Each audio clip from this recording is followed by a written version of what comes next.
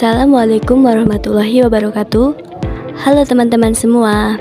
Mari kita belajar fisika bersama-sama, yaitu memahami sifat-sifat gelombang. Nah, sebelum kita mengetahui sifat-sifatnya, kita harus tahu apa itu gelombang.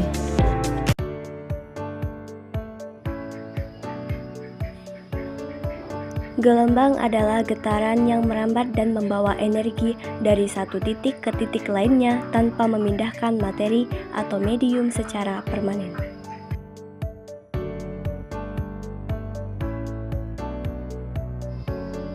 Ada 4 sifat-sifat gelombang yang akan kita bahas pada video ini, yaitu 1. Pemantulan atau refleksi, 2. Pembiasan atau refraksi, 3. Difraksi, dan 4. Interferensi. 1. Pemantulan atau refleksi. Pemantulan adalah peristiwa kembalinya gelombang atau cahaya ke arah semula setelah mengenai suatu permukaan penghalang. Peristiwa ini terjadi karena gelombang tidak dapat menembus permukaan tersebut, sehingga dipantulkan kembali sesuai dengan hukum pemantulan, yaitu sudut datang sama dengan sudut pantul. Pemantulan dapat dibedakan menjadi 2 jenis, yaitu 1. Pemantulan teratur pada permukaan licin seperti cermin sehingga bayangan terlihat jelas. 2. Pemantulan baur pada permukaan kasar sehingga cahaya tersebar ke berbagai arah dan bayangan tidak jelas.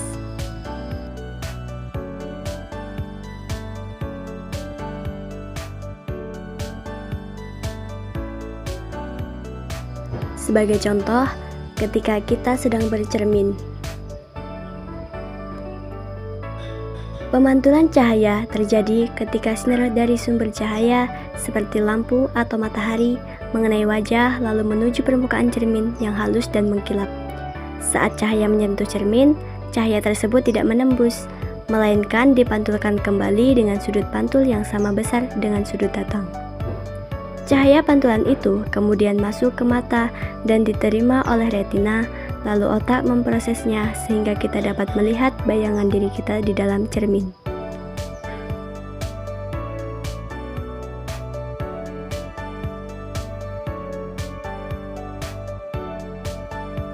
Dua, pembiasan atau refraksi. Pembiasan adalah peristiwa pembelokan arah cahaya atau gelombang saat melewati 2 medium yang berbeda kerapatannya. Misalnya, dari udara ke air. Perubahan arah ini terjadi karena kecepatan cahaya berubah ketika masuk ke medium yang lebih rapat atau lebih renggang. Jika cahaya masuk dari medium kurang rapat ke lebih rapat, seperti dari udara ke air, cahaya akan dibiaskan mendekati garis normal. Sebaliknya, jika dari medium lebih rapat ke kurang rapat, seperti dari air ke udara, cahaya menjauhi garis normal.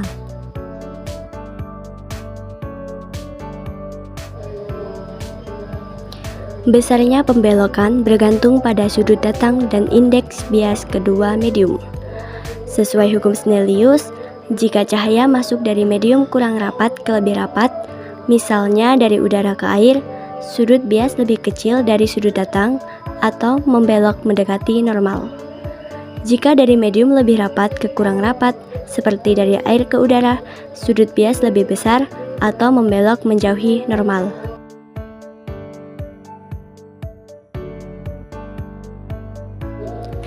Sebagai contoh, sedotan di dalam gelas yang berisi air. Proses pembiasan pada sedotan di dalam gelas berisi air terjadi karena cahaya dari sedotan harus melewati 2 medium yang berbeda, yaitu air dan udara, sebelum sampai ke mata kita.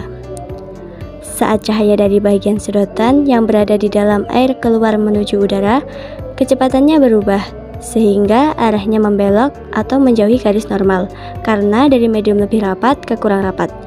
Akibat pembelokan ini, posisi bayangan sedotan yang kita lihat tidak tepat segaris dengan posisi aslinya, sehingga sedotan tampak bengkok atau seperti patah di permukaan air, padahal sebenarnya tetap lurus.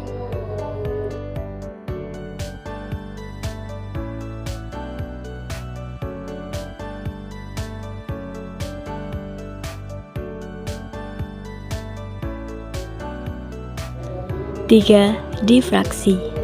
Difraksi adalah peristiwa pelenturan atau penyebaran gelombang ketika gelombang tersebut melewati celah sempit atau tepi suatu penghalang. Akibatnya, gelombang tidak hanya bergerak lurus, tetapi juga menyebar ke berbagai arah setelah melewati celah atau penghalang tersebut. Difraksi dapat terjadi pada berbagai jenis gelombang, seperti gelombang air, bunyi, dan cahaya.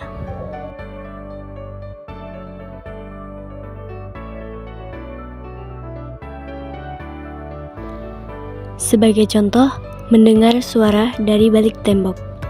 Pada gambar tersebut terjadi difraksi atau pelenturan gelombang bunyi.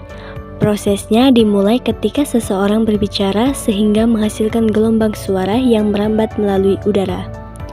Ketika gelombang suara tersebut mencapai penghalang seperti tembok, sebagian gelombang tidak berhenti sepenuhnya, tetapi melentur dan menyebar di sekitar tepi penghalang. Karena gelombang bunyi dapat membelok di sekitar tembok, sebagian gelombang masih dapat mencapai telinga orang yang berada di balik tembok.